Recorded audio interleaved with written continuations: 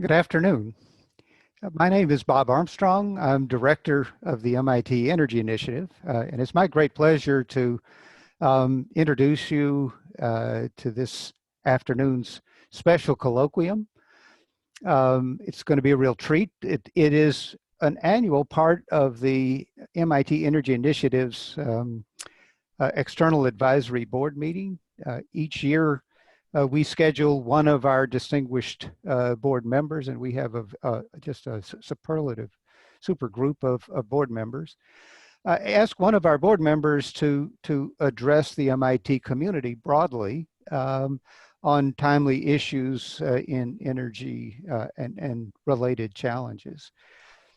This year it's a little bit different because we're not having it at the Sandberg Center with an in-person presentation. But nonetheless, we're very fortunate through Zoom to be able to reach a large part of the community and have, again, one of our distinguished board members to deliver an address. This year, the speaker is Secretary Ernest Moniz. Secretary Moniz, many of you know from his work at MIT, his long and distinguished career at MIT, but most recently he was Secretary of Energy, the 13th Secretary of Energy, serving under President Obama from 2013 through 2017. And accomplished a great deal while he was secretary in moving forward a very broad agenda in energy. Ernie's one of the most energetic, tireless, passionate, hardworking people I know, trying to make this a better world to live in. And so, probably not surprisingly, after he stepped down as Secretary of Energy when the administration turned over in January of 2013. He didn't rest a lot. I think he rested a couple of days before he took on a pretty wide range of responsibilities, not the least of which include being co-chair of the board of directors and CEO of the Nuclear Threat Initiative. He created a new initiative, the Energy Futures Initiative, of which he's the founder and CEO. He took on a position at MIT as a special advisor to the president of MIT, which has been, I think, a great benefit to President Reif. And he continues to push forward on many fronts, as I'm sure you'll see in this colloquium. While he was at MIT as a faculty member, he started his career at MIT back in the early 70s. He was a department head in physics. He was director of the Bates Laboratory. And amongst other things, he was the founding director of the MIT Energy Initiative. And I was a beneficiary of having the opportunity to work with Ernie during that period and learn a lot from watching his style of working and how he bridged across many different groups of people, different communities, and how they think and have aspirations about an energy future. Today, he's going to talk to us about a very important energy issue, which is net zero emissions and social equity. But before I turn it over to Ernie to give his address, I wanted to make one comment about an upcoming event that will involve Ernie, and that is a screening of, or some clips and discussion of a new documentary called Switch On. It's a documentary prepared by Scott Tinker, who's director of the Bureau of Economic Geology at the University of Texas. MITE's deputy director, Rob Stoner, will be part of the panel, and of course, Ernie anchoring that. So this is a chance to hear about bringing energy to people who don't have it, and what some of the challenges are there. That'll happen on November the 9th, and after this webinar's over, you'll be have the opportunity to sign up and actually to watch the documentary itself. So we'll send out links for that. So that's in the future. For now, excited to have Secretary Moniz talk to us about net zero emissions and social equity. Ernie, it's all yours. Well, thank you, Bob. Although I have to point out, you did fail to mention that the end of my tenure as secretary was noon on January 20th of 2017. That's a very important distinction. Also, I have to say that, as Bob said, I have the opportunity to give this colloquium in the context of the External Advisory Board of MITRE, and I still have not fully internalized the word external in that regard, since I'm an MIT lifer practically for almost 50 years, and pre-COVID at least, sit across the hall from Bob. But I guess being emeritus is enough to qualify for the external role, and I'm looking forward to my first meeting tomorrow in that role. I'll also say that you remind me that when you and I were establishing MITRE and getting it going, I think our first of this colloquium series was in 2007, I believe, and the first speaker was George Shultz, a member of the board, and George will be 100 years old this year, and is still out there fighting for a carbon price on emissions. So it's really terrific, and I'm honored to be in that line of speakers, and also to I think celebrate really MIT's dedication on the challenge of our time in many ways, and to mitigate the risks. But I will have to say up front that while, as Bob said, my career at MIT was and has been anchored in the Department of Physics, this is not going to be a physicist talk about the science of clean energy technologies, but rather some remarks really from the perspective of a kind of a policymaker in the rough and tumble world of DC, and the rough and tumble world, frankly, of highly polarized politics. So that clearly has colored, I think, the way I'm looking at what we need to do to move to solutions, and that really will be the focus. Now you have to allow me a few seconds of technology fumbling to see if I can share my screen with all of you. While you're doing that, I'll remind people to submit questions in the Q&A part of your webinar link, and we will get to those after the presentation. Great, and I think I've succeeded, and we'll move forward. First, I want to say that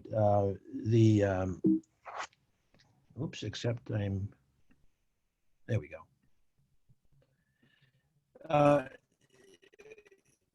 We all know the science of climate change, the observations of climate impacts have been dramatically increasing, and even since Paris in 2015, we have a more developed view, and a view that, frankly, has emphasized really the urgency of our action. So I'm not going to dwell on that. I'm going to take that as a given, but in fact, that is really the background for what has happened in terms of a pretty dramatic shift in terms of the kinds of goals that were talked about at Paris, including for mid-century, and the very, very strong and deserved, in my view, movement towards net zero emissions by mid-century, and net negative emissions thereafter, as the goal that we have to push for. this is a cartoon from the UN from a UN report in 2017 that just kind of makes it clear what net zero means. Clearly, it engages the need for major mitigation of CO2 and other greenhouse gas emissions, but also recognizes that it's quite likely that those last tons are going to be pretty tough, way up the cost curve. And in fact, we will need to complement the mitigation effort by some degree of negative carbon technology deployment as well. And that's why this red line below 2 degrees centigrade then crosses zero. The blue on the bottom is the net negative emissions, and then eventually going to net negative. But I said this was 2017, and 2090 in this cartoon is kind of the crossover point for zero. What's really happened, and this cartoon would represent the order of a global reduction of about 50% in CO2 equivalent from 1990, and now we are talking about really moving that intersection way back to 2050 itself because of the urgency of the problem. So that's the net negative. I will come back and discuss CDR, or carbon dioxide removal, which is the net negative emissions that I believe are going to have to play a very important role in our ability to meet these tough goals. So the net zero is being adopted more and more. Many countries in Europe and elsewhere are adopting net zero as national goals. In the United States, of course, that is not the situation. We don't have that at the national level, but it's really worth emphasizing how this is growing dramatically at the subnational level. In this map, and this map may even be a little bit out of date, although it's fairly recent, but for example, the blue states on the map, mainly the coastal states, but also some of the Midwestern states in Colorado and New Mexico, those are at the state level adopting net zero. And within the states, the purple dots represent the fact that cities, major cities, are adopting it as well. In fact, in many of the states, and take Texas as an example, just one example, the largest cities in the state have adopted this goal, even though there is no such state policy. It does lead to interesting issues as to how you meet net zero at the city level if you're in a sea around you that is not committed to that. But I think that the main message here is that, look, we have had in the United States principally leadership at the subnational level for quite some time. Renewable portfolio standards would be an example. We continue to have that leadership. And I think in the United States, that is often prologue to eventually getting a national commitment. I'm optimistic that will come sooner rather than later. But for the moment, at least, we are seeing this trend quite strongly. On the right-hand side, I won't dwell on this. It's just to say that there are a lot of new players in the energy system. For example, private sector players, and they, as well as energy companies, which I'll discuss in more detail, are also putting considerable pressure on these carbon neutrality kind of goals going forward. In fact, if we look at utilities, this is an indication, and this is, well, no, it's pretty up to date. It's a little bit behind, but not much. The utilities and the electricity sector, first of all, this is the sector that is leading in carbon reductions. In fact, it's pretty clear that major utilities in the country, some are already passed, and others clearly meet 50% reductions by 2030 on the way, as this map shows, on the way with all of these commitments, on the way to essentially net zero commitments by mid-century. Now, for this to happen, oh, and I should add that in reality, I would say none of them has what I would call a real roadmap as to meeting that ambitious target. But I think they feel confident, and I feel confident, that with innovation, there are lots and lots of line of sight opportunities to, in fact, meet those goals. And I'll come back to this later. I might add, however, so these are all mid-century, as you can see, mid-century type goals. One of the presidential candidates, Vice President Biden, of course, has taken an even more aggressive position with the net zero economy-wide commitment for mid-century, but moving that ahead to 2035 for the electricity sector, which is, as I said already, kind of the lead horse. That's very, very challenging. But what I would say, and again, we'll come back to this, is to have any chance of this happening, we need to supercharge the innovation agenda in this decade. And by the innovation agenda in this case, I don't mean just early stage research, but research, development, very importantly, demonstration, and even through incentives, deployment of the kinds of technologies that hopefully will compete down the road in an environment of carbon emissions pricing, either direct or indirect, but for the moment, really need to get a huge jump start so that they are available for some degree of scaling by say 2030. Otherwise, clearly, these accelerated targets will be virtually impossible to meet. So, that's the utility sector showing that. But in looking at it, we also have to, as I said, I think there are line of sight options for reaching this kind of carbon neutrality, say in the mid-century or a bit earlier time frame. But we also have to realize, and this is not to inspire pessimism, it's to just evoke reality in terms of how we have to think about effective climate action plans. On this slide, what I put is a kind of a short, concise version of the nature of the energy industry. Multi-trillion-dollar per year industry, very highly capitalized. It's a commodity business, complicated supply chains, big customer bases, essential services, huge dependence upon reliability.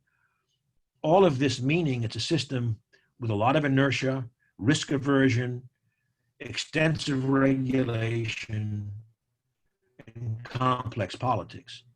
I would argue these are intrinsic to the nature of the business. They're not going to change. They just provide the reality, the boundary conditions, in a certain sense, within which we need to construct our solutions.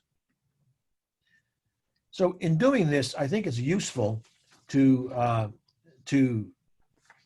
kind of get us all normalized, to look at, and I'm staying here in the context of the United States, with this Sankey diagram, showing the flows, if you like, from fuels on the left to end uses on the right, with, of course, electricity generation as a very key intermediate energy carrier.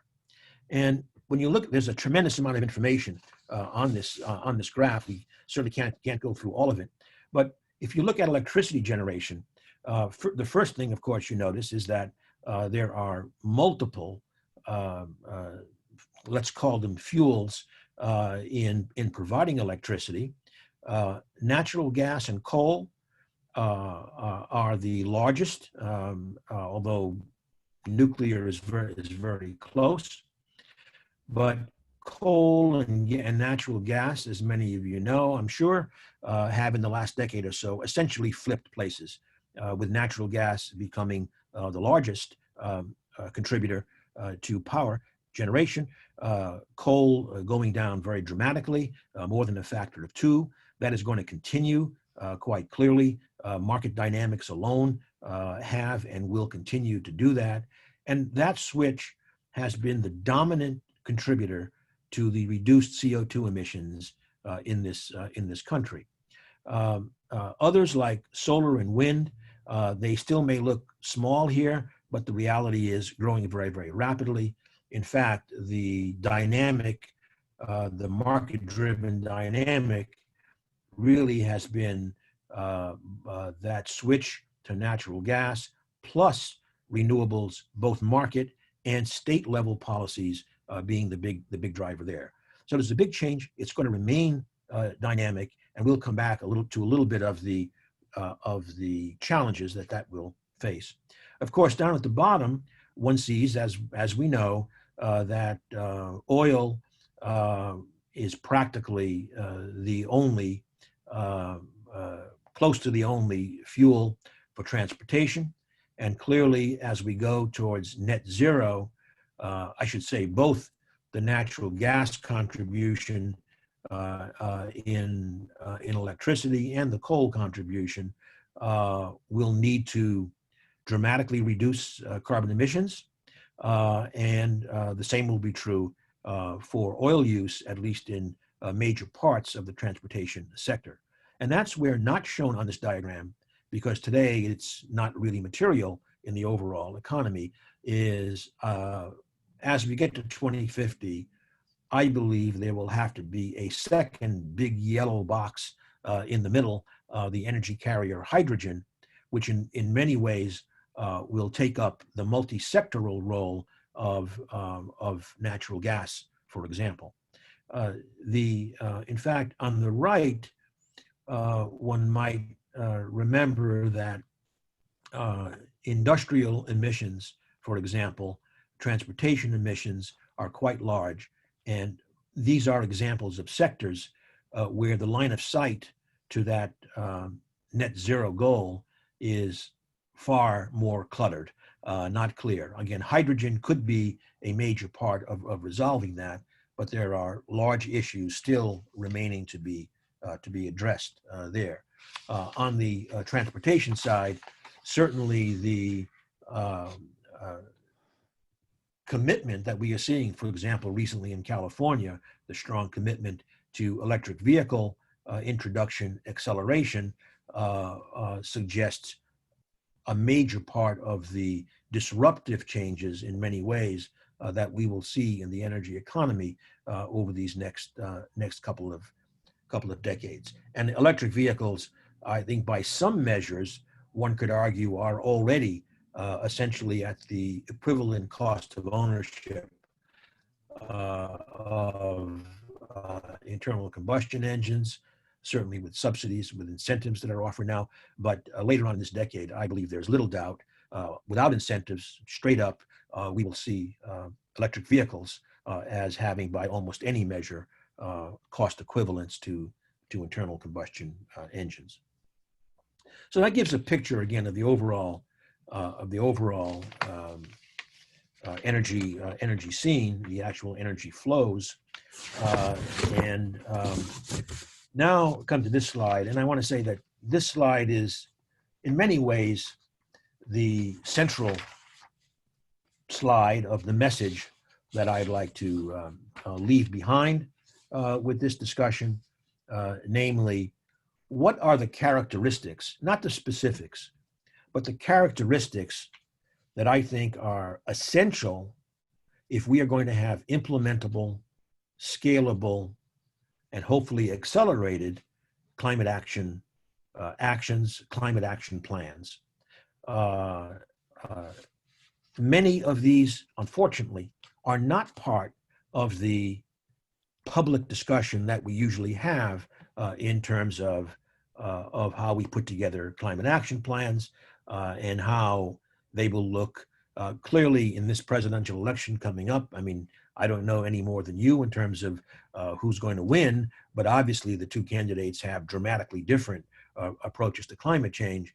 And in the case of a change in the White House, where we have a very aggressive climate action plan being put forward, as I mentioned earlier with electricity, it doesn't change the fact that I believe all of these characteristics will be essential to have any chance of implementation. And number one is coalitions. It's not a word that we often discuss in talking about climate action plan, but again, from my experience, I could say hard-earned experience, I don't see how the kind of major transition, both in not only the energy sector, but in the economy more broadly, and in social structures in many parts of the country. I just don't see how we ever get there without building broad political coalitions. This is hard work. It takes time. Some think that doing this delays somehow our addressing the climate challenge. I would say the opposite. It actually is the only way, in my view, that we can accelerate the path to low carbon. And by coalitions, I mean business, including the energy companies, and labor, and financial institutions, and environmental groups, and both parties, and religious leaders, and military leaders, et cetera, et cetera. We need a very, very broad coalition to have something that can move and can hopefully stick in the long term. Secondly, there's too much discussion of one-size-fits-all solutions. We've heard sometimes, wind, solar, and batteries, and we're finished. Well, that's not even close to being a rational solution. And frankly, thinking of that type, or thinking on the other side of the spectrum, climate denial, for example, I would lump together in the following sense. They impede coalition building. They don't help it. So we need to come together and recognize that there is no one size fits all. The solutions to low carbon will look very, very different in different parts of our country. I'll expand on that in a couple of minutes. And it's only through doing that that we can build, again, these coalitions. In different regions, there are also different social justice issues, and I'll come back to those later on in the latter part of the discussion today.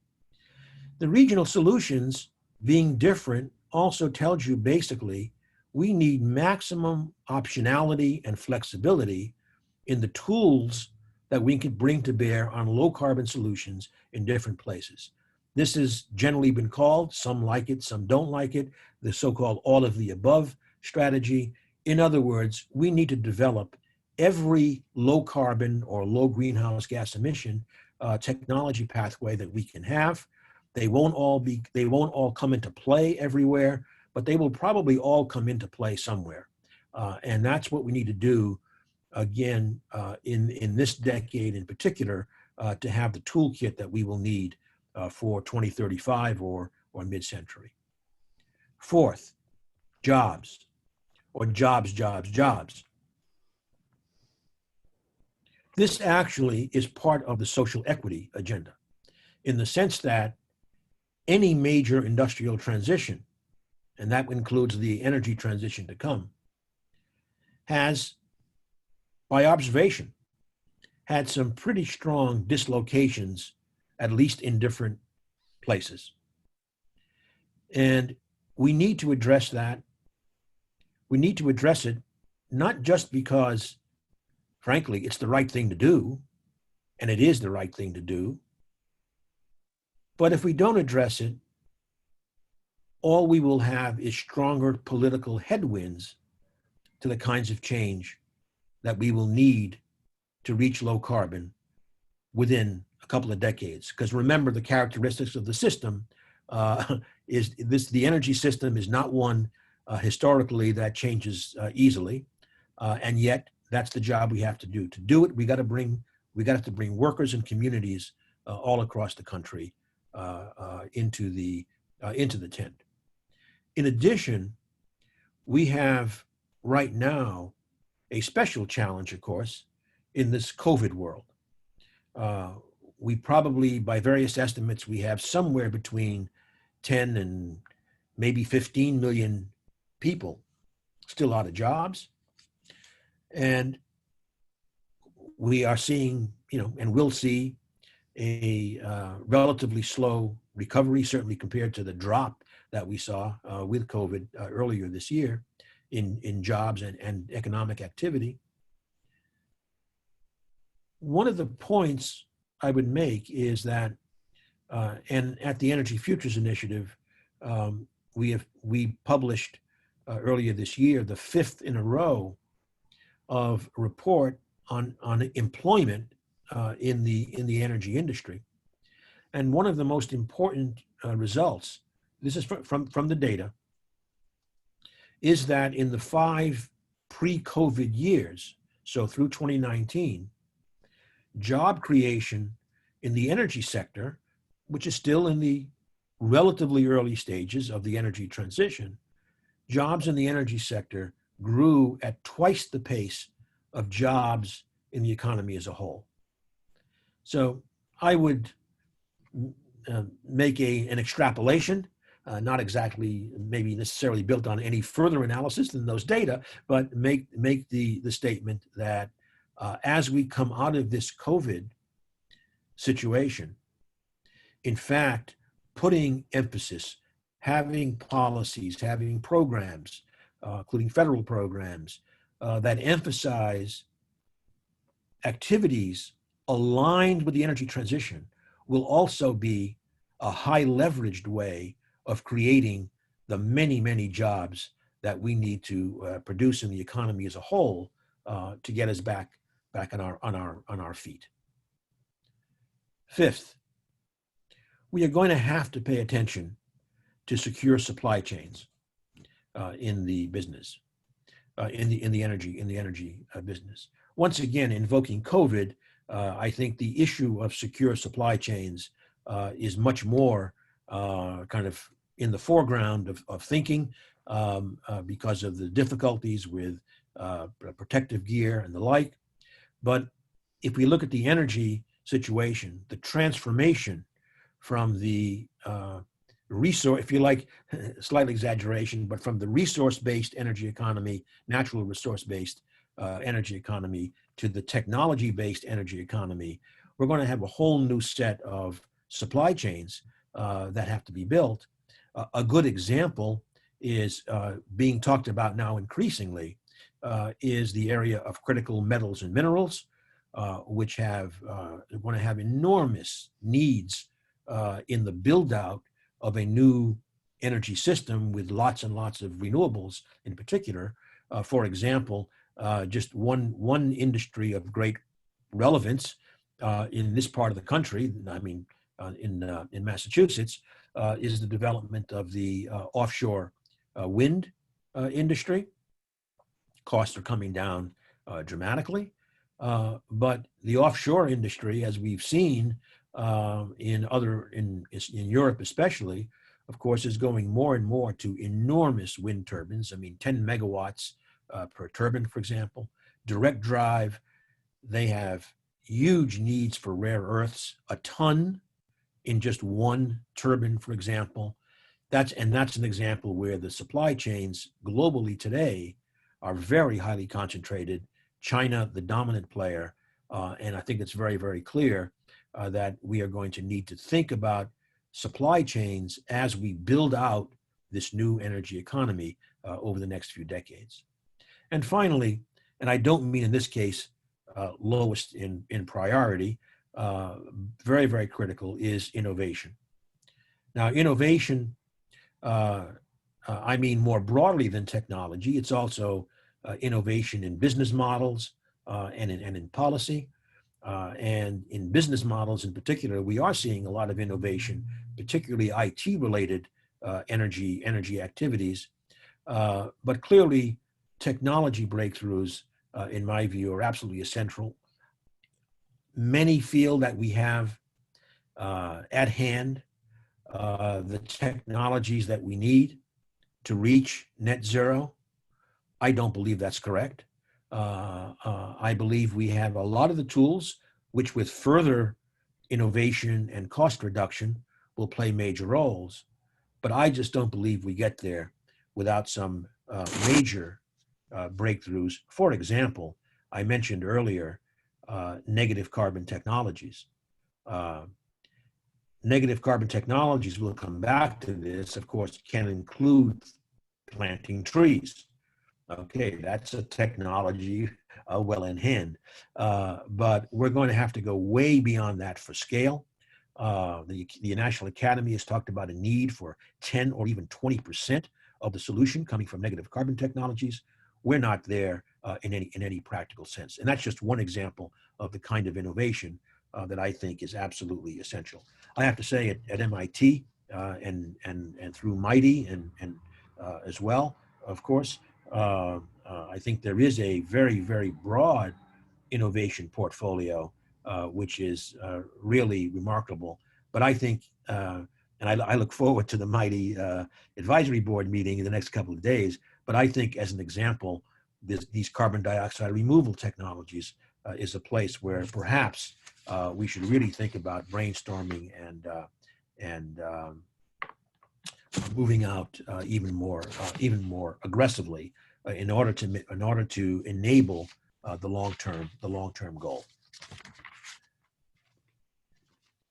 Okay, to elaborate on a few of those points, this is the map of the electricity generation fuels, just to give you an idea, because people don't think about it, I think, sufficiently in this way.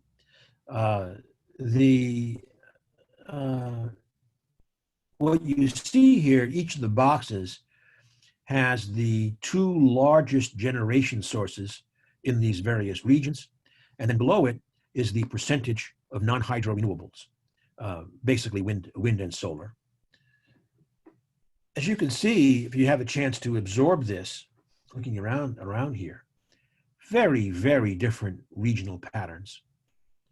I mean, the entire East Coast, going to the South Central region, has gas dominant and nuclear second. Whereas when you go to the North Central regions, coal remains by a significant amount, the major fuel. The east part of that region, nuclear second, the west wind, because one is getting there to the wind belt, and one notices that their non-hydro renewables are already more than 25%. It's all wind, essentially, there. As you go to the mountain region, you're still dominated by coal, but with gas, which is produced in the region, of course, second, and still a substantial growing wind resource. Whereas in the Pacific, the West Coast, hydro is number one with natural gas second. And of course, wind and solar now, especially in California with solar coming in and growing very, very rapidly. So even this kind of simple snapshot tells you, especially again for an industry that, as we said earlier, has so much capital investment, infrastructure, et cetera, risk aversion because reliability is so highly prized and essential, that we can see again, the one size fits all is just not going to be, it's just not going to work.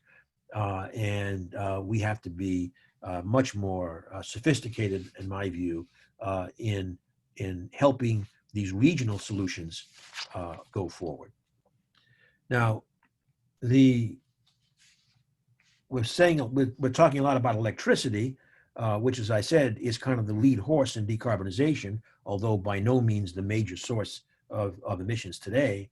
And this is just to indicate, and this slide and next slides really come from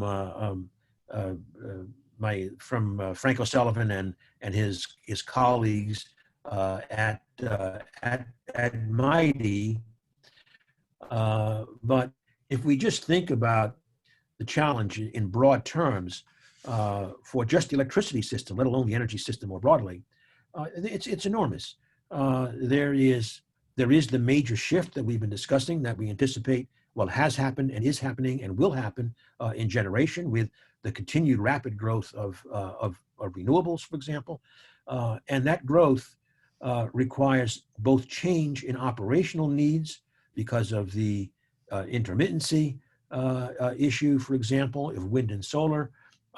It also is going to require really a whole relook at how regulation and how value is assigned to the various services that one needs to operate a reliable system that doesn't look like your father's electricity grid. The grid itself changing a lot, especially on the distribution end, frankly, with distributed generation and the growing interest in integrating IT in the distribution system and behind the meter with the consumer increasingly being called the prosumer, that is the consumer that also produces energy, and how all of this works both physically and in a regulatory sense remains a very, very big challenge.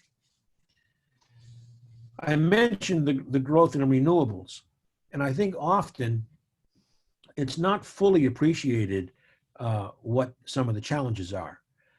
Clearly, we are seeing a growth in things like battery deployment, et cetera, but forgetting that battery deployment today is really pretty much kind of up to 4 hours. Some would argue 6 hours, et cetera, et cetera.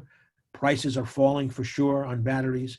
But the reality is, if you look at the data, and these are data from California, what you see there in the circles are the 90 days. Oh, I should have said, by the way, maybe you read it, but the blue here is essentially the hour-by-hour dispatch of wind in the state, and the red, which has convenient peaks in the middle of the day, is the hour-by-hour dispatch of solar.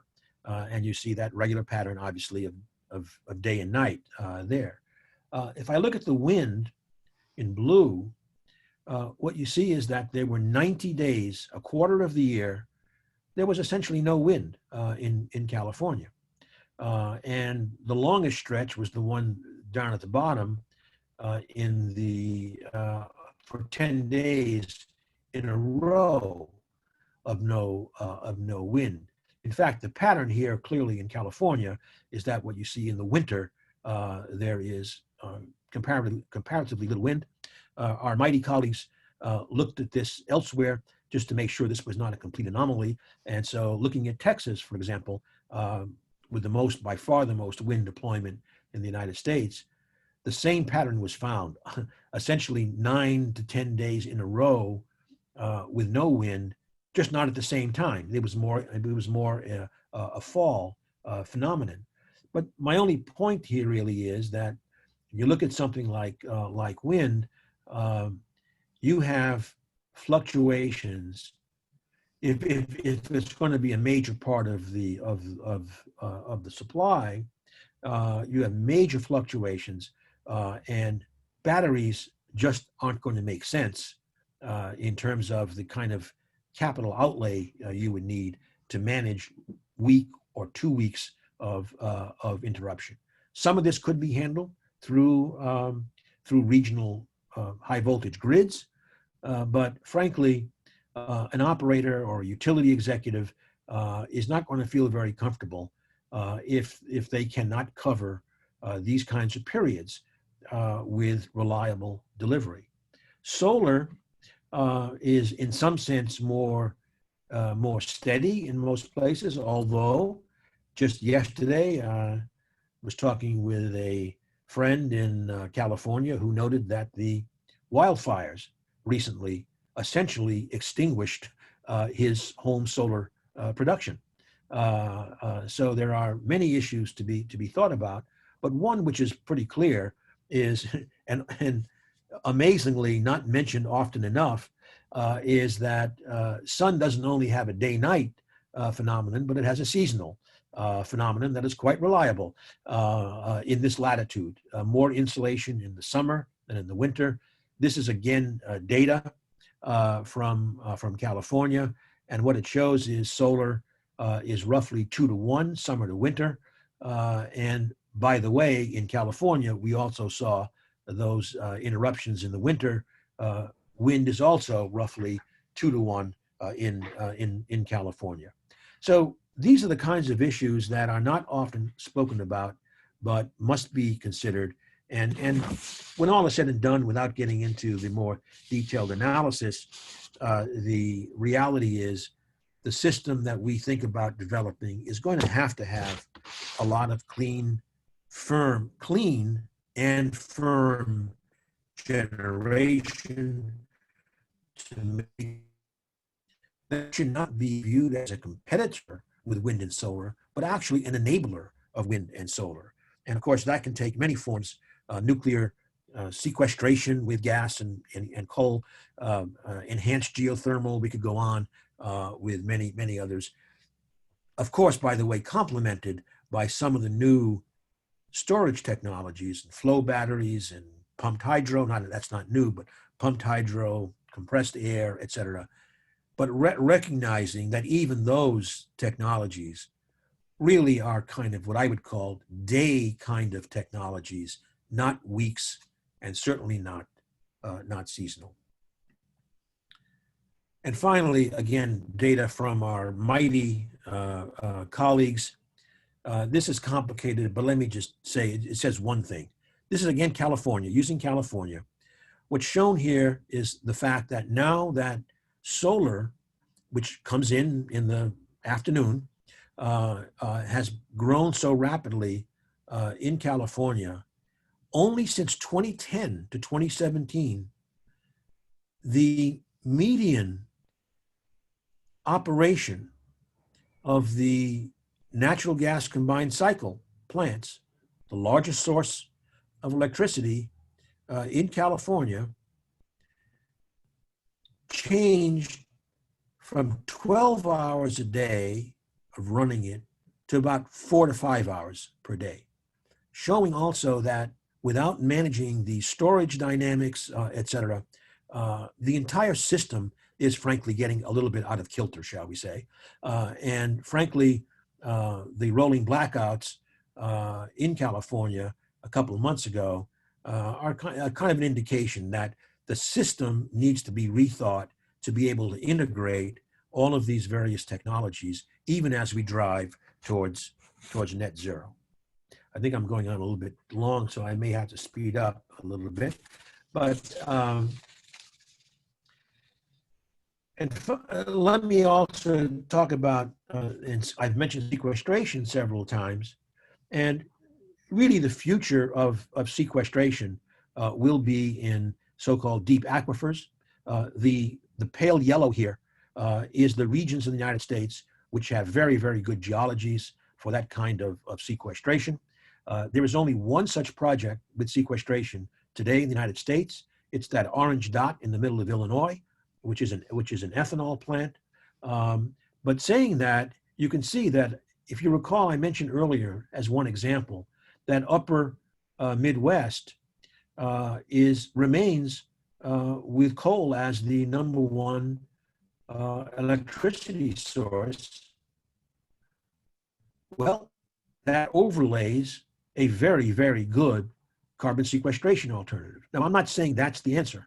All I'm saying is that this is a tool which could play a very important role there, or in the Southeast, or in California. In California, that long elongated yellow part is the Central Valley. Well, that's where the 3 ethanol plants are in California. So you can see lots of opportunity as long as we open the aperture and think in this way of optionality and flexibility. And then on the right, that just shows that there are enormous opportunities like 6,000 gigatons of saline formations in the United States. And frankly, getting up to hundreds of megatons per year would be quite a significant contribution. And finally, still on this CCUS, we studied last year and published last year a study about pathways to meeting California's aggressive climate goals. I'm not going to go through this. You can see that we think that about 30 technologies have to come together to be able to meet those goals.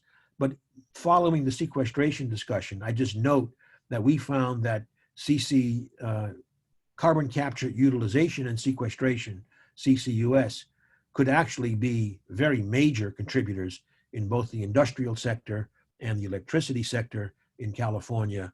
But yet there is no active project as the policy world has not gotten its act together, frankly. I'll advertise tomorrow, Energy Futures Initiative will be releasing a major report specifically on California's pathways to take advantage of CCS. And what we will see is that there are many great opportunities. I mentioned those ethanol plants in the Central Valley, for example, but nothing like a, frankly, coherent permitting process, major issues unresolved in terms of underground ownership of pore space and the like. And so tomorrow we will lay out a program of really policy and regulatory and permitting development that will be needed to take advantage of these opportunities. Finally, I mentioned CDR a couple of times, and I'll just say that the morphology, if you like, is that we see that there are being natural solutions, such as planting trees. We see technological solutions, like down at the bottom, like direct air capture of CO2, followed by sequestration. And we also see technology-enhanced natural processes, like new cultivars with very, very deep root systems, for example, or using bioenergy in power plants with CCS to get a negative carbon technology called BECCS. There are many options, and we looked at the needs for the innovation agenda here, and what we found was that what we need is about a $10 billion program in the federal government over 10 years for the RD&D, research, development, and demonstration, to get a whole portfolio of these CDR approaches, negative carbon approaches, to be implementable at scale in, say, 1 to 2 decades. There is a lot going on. For example, the direct air capture, just to note that there are several companies that are doing pilot plants. Big issue is getting the costs of these down very, very substantially. And there's also a lot of work going on in terms of this terrestrial and biological CDR with new players. For example, new players like the Salk Institute that gave a talk at MITey a year or so ago, looking at applying modern biology into things like new crop cultivars. There's lots of opportunity, but as I said earlier, a long way to go in terms of the innovation agenda. And in fact, I'll just say that the $1 billion a year on average I mentioned for CDR applies to other areas. For example, modern nuclear, new nuclear fission and fusion, which have a new age of innovation going on, including, of course, at MIT, the Commonwealth fusion has gotten a lot of attention recently, but in both fission and fusion, we also need a much more effective private-public partnership, because the innovation right now is frankly being more supported by private capital. And when it comes time for the big scale up of these technologies and a real test of their commercial viability, I believe public-private partnerships will be much more important. That's another $1 billion a year or more in the RD&D spectrum. And when you put it all together, we need a doubling to tripling of the federal innovation agenda, another, say, 10 billion a year, roughly speaking, on average over this decade, in order to have the ability to really take on this innovation agenda with urgency in what I described earlier as the supercharged decade that we need to start right now in January.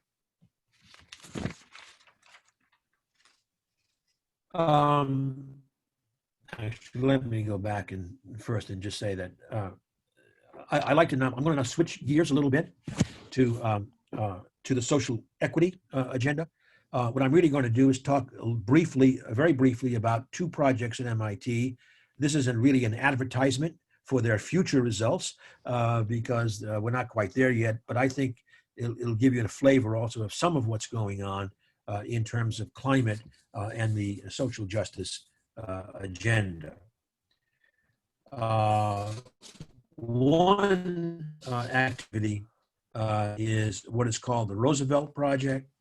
And as it says here, the goal is to provide a basis for charting a path to a low carbon economy domestically in the United States, in this case, in a way that promotes high quality job growth, minimizes worker and community dislocation, and harnesses the benefit of innovation for regional economic development. In other words, it's a bottom-up look from the worker and community level at what it takes to have those workers and communities see their place in this very low carbon future. A lot of those places are, for obvious reasons, feeling a lot of uncertainty. And as I said earlier, not only do we owe it to them, in my view, to address those concerns, but frankly, it will help provide climate change tailwinds if we can bring these kinds of regions aboard. I'll come back to the international agenda soon. Just note here that the Roosevelt Project is named after three Roosevelts. Teddy Roosevelt, who of course was an environmental pioneer, Franklin Roosevelt, who did so much during the Depression with the New Deal in terms of advancing the middle class, and Eleanor Roosevelt, who was a real champion of social justice, including working through the UN on those issues. From the point of view of MIT, this is an MIT-Harvard, MIT-led MIT-Harvard project. We have quite a group of multidisciplinary senior faculty and researchers on this project. I would single out Michael Carney there, the executive director, who is kind of the glue, keeping all of the various parts going together. But it's a great group and with a great project team. And I'm sure all the students in the audience recognize that here's the real workers who get this done. And again, where this is certainly not a completed project, I'll just say that through phase one, 9 white papers have been produced on our website. A 10th paper on industrial policy and climate domestically is still under development, but you'll find in the papers many of the policy issues that need to be discussed in these bottom-up looks at places, including how, for example, the local businesses are networked and the social fabric, et cetera. So I think if you have a chance to look at that, you'll be interested. But phase 2 is really the central part of the project. And what we're doing here is looking at 4 case studies, 4 specific localities with different kinds of challenges, potentially at least in this transition. One will be in southwestern Pennsylvania. This is Appalachia coal country, and yet an area that's not far from the innovation hub of Pittsburgh, which has transformed itself over the last decades.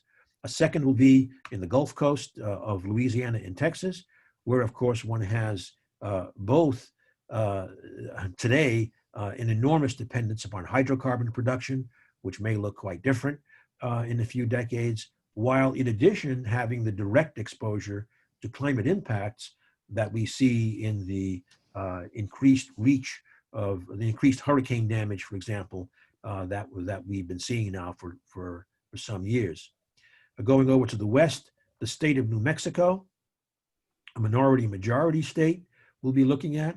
Often not recognized that southeastern corner in particular of New Mexico now is really part of the Texas discussed Permian Basin. A lot of oil and gas production, as well as the traditional oil and gas production in the northwest part of the state. So a lot of dependence upon oil and gas revenues for the state. A lot of innovation opportunities with, for example, the two enormous DOE laboratories there, and yet a state with tremendous economic inequities or inequalities between the various populations in New Mexico, including the Native Americans and the Hispanic populations. And fourth, going back up to the industrial heartland, we mentioned earlier the transition from internal combustion to EVs. Well, obviously, that's a place with a lot of dependence right now on internal combustion engine vehicle production. And it's not only the major automakers, but the supply chains in Michigan, Indiana, and Ohio. So again, we'll be looking at that transition to electric vehicles and how those communities can go forward. We think this is a very important social equity focused project, which will have important consequences, I think, for being able to also address climate. And finally, again, another advertisement is that there's a global commission to end energy poverty. So now we are talking about the international situation. This is the co-chairs are the head of the African Development Bank, Mr. Adesina, the CEO of the Rockefeller Foundation, Raj Shah, and myself. Raj was in the Obama administration a head of the AID, and I might just say that he and I found ourselves together peeling vegetables at a DC food bank, and we've become good friends, and including now on this commission. And the reality is that there are still about 3 billion people worldwide with very inadequate energy services. Over 600 million in Africa have no access really to modern energy services at all. And what we find, of course, is now it's exactly these developing countries that are hit hardest and earliest by something like the COVID economic downturns. So incredibly, what we are finding is now we're having an upturn in those who have no access to electricity. We are finding that these countries, even while the developed countries, the industrialized countries, find debt interest rates approaching zero, what they are finding is the cost of capital going up, et cetera. So these are very, very serious problems. We've been at this for about a year. We have come down to focus mainly on electricity as a lifeblood infrastructure for which there remains very inadequate access. And then in looking there, what we have found, and I should say the work is led out of MIGHTY, Associate Director Rob Stoner and Ignacio Perez Arriaga head the research team doing the work. And what they have found is that the weakest link of all, since I can't discuss too much here, the weakest link of all comes in the electricity distribution systems of these developing countries, and the report will be going forward with some specific recommendations in terms of how to address those weak links. And there has been some work led by Ignacio in particular in what we call first action countries in Africa, but also in South America and Asia, looking to advance the distribution network, in particular solutions that we think are important. And the Commission will be able to put out the first findings in November of this year, and then transition into really the focus on the second phase of action to really try and move the needle, certainly in this decade, to move it appreciably in terms of energy poverty. And I will just add that in my view, ending energy poverty is then essential for ending poverty, for encouraging and stimulating economic growth. And frankly, for these countries, that's when we will be able to have those countries not only entering the international economy more aggressively, but also entering into the solution space for climate more aggressively as we go forward. So I'm sorry for running over, but I hope I gave you at least my view of, again, what it's going to take to move the climate agenda forward and heading towards net zero, and also how we need to fold into that, both domestically and internationally, these issues of energy poverty, of equity, of bringing everybody along as part of the solution. Thank you. Thank you, Ernie. That was terrific, and I think captures the breadth that you have in this field, and how well you understand the broad issues involved. We've had quite a few questions submitted. I'm going to start off on the topic of CCUS, since that played in quite a few different areas of your presentation, as essential for getting to net zero eventually, so needing to have significant negative emissions technologies available to us. I'm back again.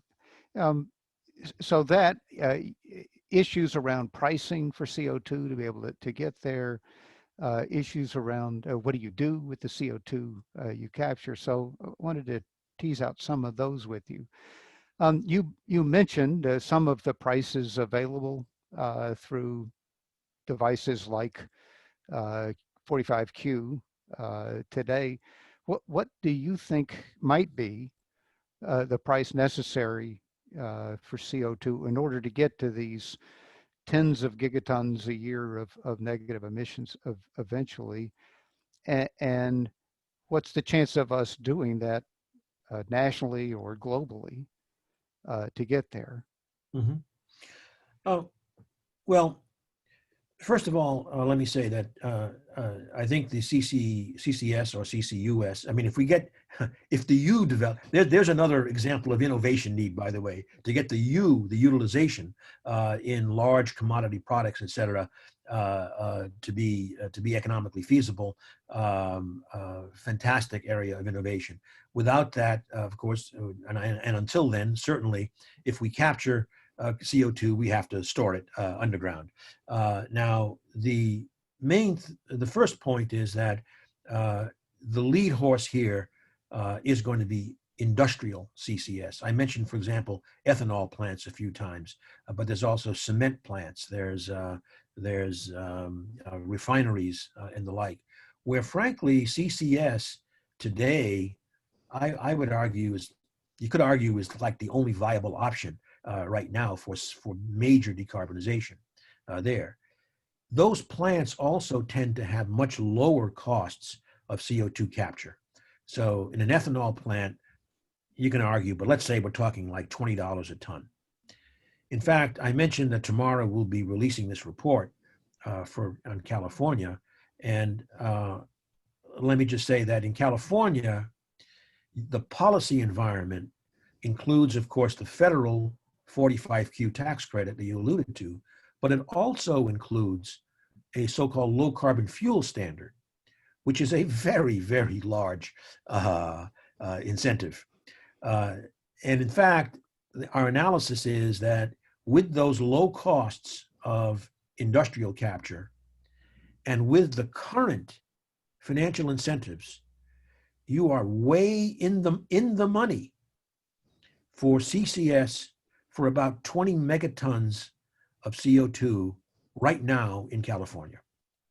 And that was taking the low carbon fuel standard at only half of its current value. That is the incentive at only half of its current value. If you put it at the current value, which is $200 a ton, you get a lot more into the money as well. But clearly, these incentives can only be a transitional issue to get kickstarted until you have something like a carbon price, as you said, Bob. So I think carbon prices that are talked about often in the say $50 region, will be sufficient to unlock some significant amount of industrial CCS. Today, that does not approach the level. You probably need at least $70 or $80 to be able to approach the power generation CCS solutions. I don't know when we'll get there, but earlier I mentioned George Shultz as being the first speaker in the series. And of course, he and Jim Baker, two former Republican secretaries of state, have a plan where they would start with, let's say, roughly $50 and escalate that at 5% per year, so that you'd be well north of $100 by 2050. If that kind of a plan were put in place, then CCS certainly would have the headroom to be a major contributor. If I may just add with the Shultz-Baker plan, without getting into it in detail, of course, once you collect the money, and this is going to be a major issue in the Congress, once you collect the money at that scale, we're talking hundreds of billions of dollars. This is not chicken feed. And so I think I mentioned the words rough and tumble of DC politics and policy. The 200 plus billion will not easily escape the hands of Congress, which is what George and Jim Baker had been trying to do by saying all the money should go back in a progressive way to the public. I think what will happen if that happens, and I think there's not a bad chance, frankly, of heading there. I think if it happens, inevitably, it will be partially progressive return of those funds to the public, partially direct infrastructure support and job creation, and a little part, which is all you need, for the doubling or tripling of the innovation agenda. So that would be a very welcome outcome. Yeah, it would be. So as part of the Roosevelt study, I think Steve Van Sullivan here has been doing some polling, trying to understand public opinions about a price, and in particular what to do with the money that comes in. And although a majority of the U.S. Thinks it's a good idea to have a carbon price, different regions think differently about what we should do with that money. And I wonder if you think it's possible legislatively to put together a plan which has different outcomes for different regions in the country. Well, and furthermore, Bob, in addition to Steve's polling, I might mention in the Roosevelt Project, actually, MIT's Chris Knittel has also looked at this, and one of his conclusions, which was stunning, even though it was so simple when he explained it, is that if you put this kind of price on carbon emissions and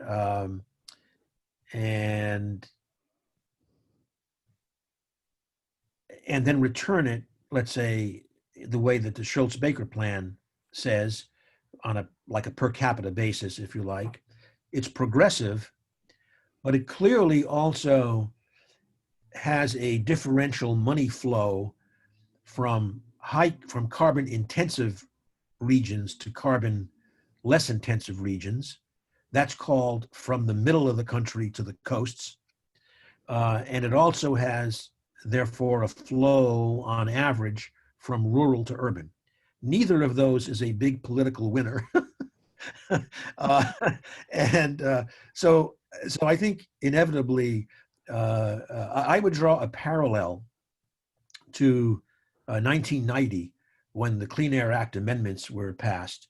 This was after a decade of haggling over acid rain, and many parallels. You know, there were the science deniers at first, et cetera, and the science kept getting stronger and stronger and stronger. In Congress, those who wanted to block the new regulation, new laws and regulation, it's always easier to block, but they were losing ground as the science got stronger and stronger. So suddenly, what happened was, okay, you know, you can see you're going to lose in a few years. Get to the bargaining table and try to capture as much rent as possible. And I think something like that will happen here. And that will address things like money flows, probably like usually from the coast to the middle and the urban to the rural. And I'm not saying that's bad. All I'm saying is that there's going to be a lot of political haggling. The labor, we have a very, very strong cooperation with labor, the Energy Futures Initiative and the AFL-CIO. We have a formal partnership, the Labor Energy Partnership. And for labor, for example, they have the priority of direct job creation from using those funds. So I think these are all, you know, kind of, and yet we know we need to not have the burden of a carbon pricing fall on the least wealthy, on the poorest. So we're going to have to mix in all of these politically, and I think that's where the coalition comes together. And if you just put that onto the red-blue map of the country, it's clear it cannot work without reaching on both sides of the aisle. Yeah. And one positive thing there, Bob, I would just say, I don't want to be Pollyannish, but we should recognize that on the innovation agenda relevant to clean energy in the last 3.5 years, the Congress, split houses and all, has been pretty strong on supporting the clean energy climate agenda. So I think the more we put that innovation agenda quite correctly at the core of the solutions, the better the foundation for building that coalition we need to do the haggling and get a decent package together. No, I agree. I think Congress has been quite positive on funding fundamental energy research over the last decade plus. That's been very encouraging. On the jobs, you were mentioning labor a second ago. One of the questions was about the kinds of jobs. There's a narrative out there that the jobs that are being created as we move towards more renewable energy, green energy, are not permanent jobs, and that those will be short-lived. Whereas I'm sure labor unions and others who are being displaced from fields like the hydrocarbon area would like long-term good-paying jobs. Do you have results on those or sense about is that something labor should be concerned about, or is that something that a shift that will result into comparable jobs for the future?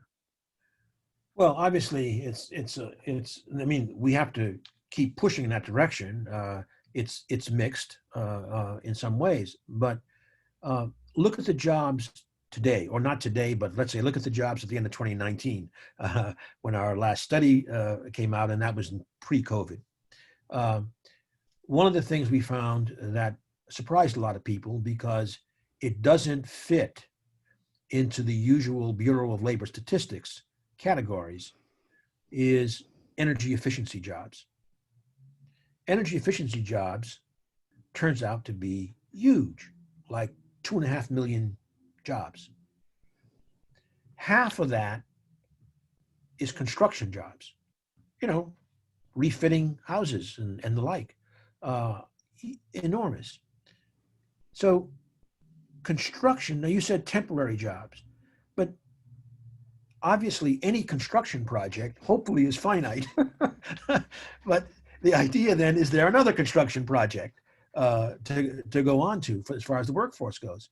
Well, what we are talking about is an incredible expansion of new infrastructure over decades.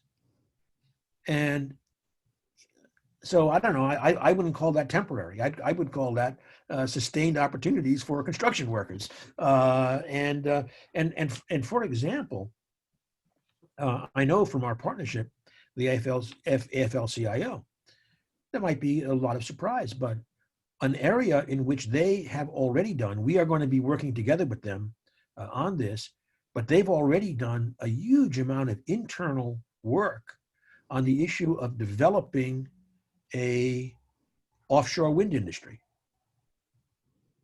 precisely because an enormous infrastructure development. It's not, sure, it would be great to have the wind turbines manufactured in the United States,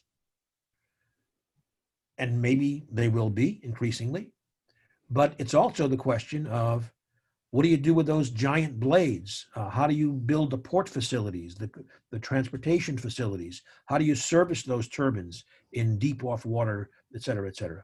So they are thinking strategically about how these new industries, in a certain sense, you might call them, link into the jobs market, and that's the basis of our partnership. Let me also say, let's take the oil companies. We talked a little bit about, I think, the electric utilities and some of the transition issues there, but let's talk about the oil companies a bit more. And I'll link it back to the question you raised. Look, clearly, the oil demand is still down in COVID, and frankly, the major oil companies, their valuations have been hammered this year. Stock prices down 40 to 60%, for example. But, one can imagine that over some time, that demand is going to be coming back, unless it is permanently impacted by doing what we're doing now, Zooming rather than traveling to meetings, et cetera.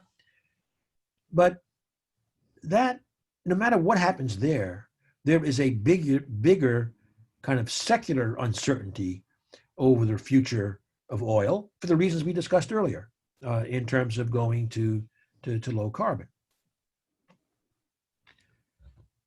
Okay, but let's talk about evolving business models. Take CCS. In particular, CCS involves, of course, the capture at, let's say, again, industrial facilities, for example.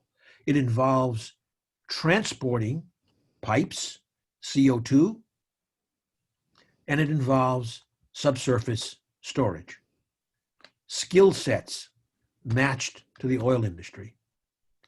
Carbon dioxide removal. I mentioned two of them, direct air capture and BECCS, the biomass approach. Both require sequestration and probably in general transportation of CO2. Hydrogen, I mentioned, the natural evolution from gas as a multi-sectoral, let me call it a quasi-fuel,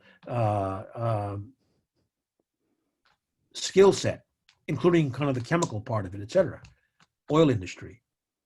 In other words, you can see a path where the skill sets are matched. There's right there three important directions. I could add, by the way, in the end, if it ever pans out, engineered geothermal systems, another place where, again, the skill sets from geologists to pipes to drillers, et cetera, comes in. And now going to your question, of course, the same thing applies to the workers. So let me again take the California example, since that's what we just studied. California has over 400,000 employees, jobs in the oil and gas sector. If California, one of our arguments is it's not the driver for climate, but if California really starts and gets behind building this industry in the state, that's also a great way to think about the job transition issues, and those are good jobs. Okay, so we just got to open the aperture and be a lot more creative about this. I'll just add one more thing, which my friends in labor emphasize all the time. Trumka, the head of the AFL-CIO, he says, after the military, even though they're way diminished in size, the labor unions in the United States today provide more job training than anyone else, other than the military. They have these apprentice programs. But what they say is, when you're thinking about the dislocations and the job and the retraining, what we don't need, the first approximation, is training grants from the federal government. We need jobs. Provide the jobs, I guarantee you they'll be trained. And I think that's the right perspective. And that's where, again, the enormous transition and the infrastructure build out would be a fantastic job generator. As I said earlier, we shouldn't forget this 2x that we've seen in terms of the job growth in energy versus the economy. If we decide, hopefully, now, January 2021, that this is going to be the decade of going all out on this, it'll be a great jobs and economic engine, in addition to doing what we need to do for the climate challenge. Well, that's a great note to end on. I think we have lots of people still online, and there's a queue full of questions, but I want to be mindful of your time, because I know you've got lots of commitments. Could I suggest that the mighty graduate students could all answer those questions by email? Yes, we'll do that. We'll distribute them. I'm saying that now because I can't go into the office, and so I won't be able to see them. All right, but thank you so much, Ernie, for a wonderful talk, broad in scope and depth and understanding of the multi-dimensional aspects of this energy and social justice challenge, social equity challenge in front of us. So thank you again. I know the audience appreciates your insights into this, and we'll love to tap you for more time. And we'll have to do it again sometime. So we have those social equity results coming out, right? Yeah, good. Let's do that. All right. Well, thank you, and thank everyone for your participation and all the questions and answers. Stay tuned for announcements about the November 9 event about Switch On that Ernie will be on, along with Scott Tinker and Rob Stoner. So thank you all.